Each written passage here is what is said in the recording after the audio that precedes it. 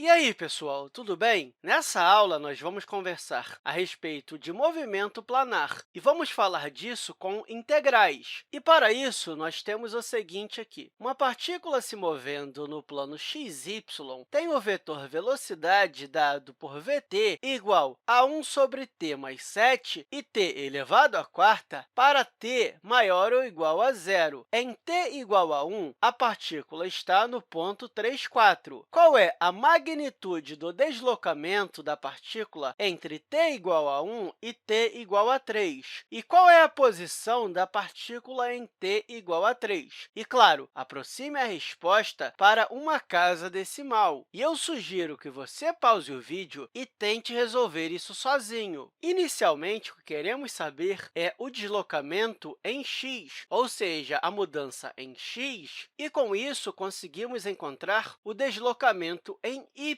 E depois que fizermos isso, nós conseguimos utilizar o Teorema de Pitágoras para descobrir a magnitude do deslocamento total. E se soubermos a mudança em x e a mudança em y, basta somarmos 3 ao x e 4 ao y para saber a posição da partícula em t igual a 3. Ok, vamos lá. A primeira coisa que temos que descobrir é a variação de x, que é igual à integral de 1 a 3 da função da taxa na direção x, ou seja, essa vai ser a nossa velocidade x em função do tempo. Então, a integral de 1 sobre t mais 7 dt vai ser igual ao quê? Se você quiser, você pode fazer substituição u/du aqui, e você pode fazer isso pensando que a derivada de t mais 7 é 1, então você coloca 1 aqui e faz a substituição u/du, mas você também pode lembrar que a integral disso aqui é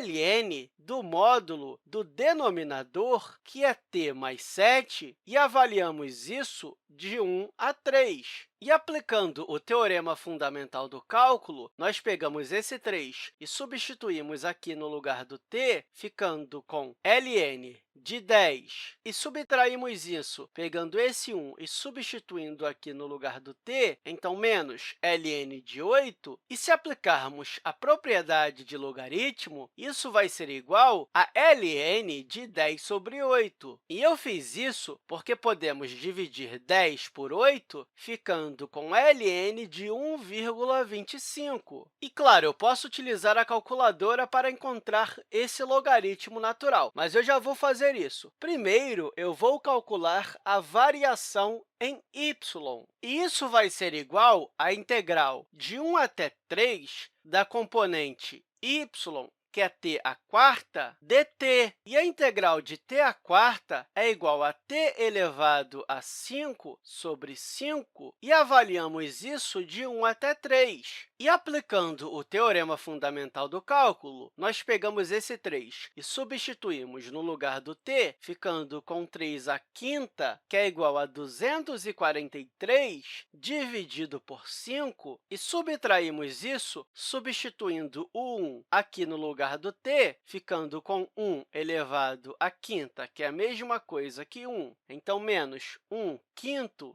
E, se resolvermos isso, vamos ficar com 242 sobre 5, que é igual a 48,4. E agora nós podemos utilizar uma calculadora para achar o valor aproximado desse logaritmo. Deixa eu abrir a minha calculadora aqui, e aí eu coloco 1,25 e vou em ln, que é o logaritmo natural, e dá aproximadamente 0,22, já que estamos trabalhando com duas casas decimais.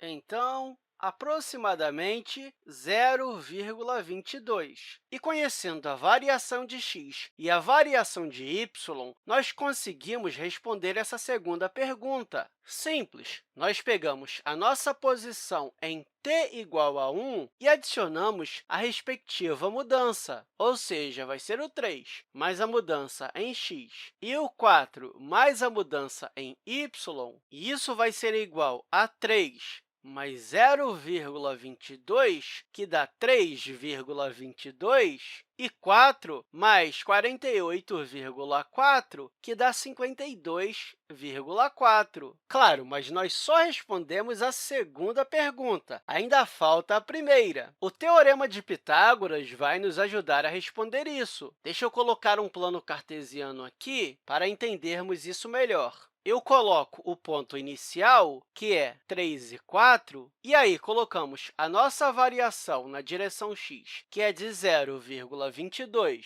e também a variação no eixo y, que é de 48,4. E para somarmos esses vetores, nós pegamos esse aqui e colocamos na pontinha desse, e colocamos esse vetor, que vai ser a magnitude de todo o deslocamento. E note que temos um triângulo retângulo, e para descobrir essa magnitude, podemos utilizar o Teorema de Pitágoras. E se fizermos isso, vamos ficar com a raiz quadrada da variação de x ao quadrado mais a variação de y ao quadrado, e aí vamos ficar com 0,22 ao quadrado mais 48,4 ao quadrado. E se utilizarmos a calculadora, vou colocar minha calculadora aqui, eu vou colocar 0,22 ao quadrado mais 48,4 ao quadrado e extraímos a raiz quadrada, que é aproximadamente 48,4, já que queremos aproximar para uma casa decimal. Então, isso aqui é aproximadamente 48,4, que é a resposta da nossa primeira pergunta.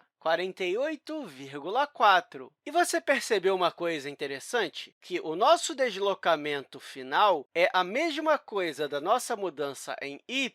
A razão para isso é que a nossa mudança em y foi exatamente 48,4, enquanto o nosso deslocamento foi ligeiramente superior a 48,4. A razão para isso é que nós arredondamos essa magnitude para a casa decimal mais próxima. E porque a variação em x é pequena, essa variação em y não vai ser tão grande comparada à magnitude total. E eu espero que essa aula tenha te ajudado e até a próxima, pessoal!